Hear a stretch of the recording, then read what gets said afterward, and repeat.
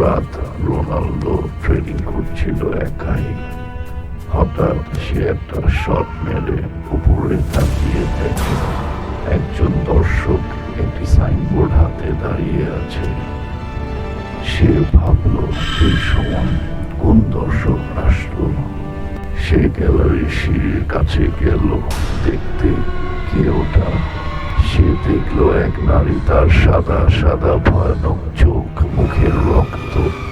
হঠাৎ রোনালদোর জার্সি টেনে ধরলো, তাকে কাছে নিয়ে বলল, will you be my Valentine.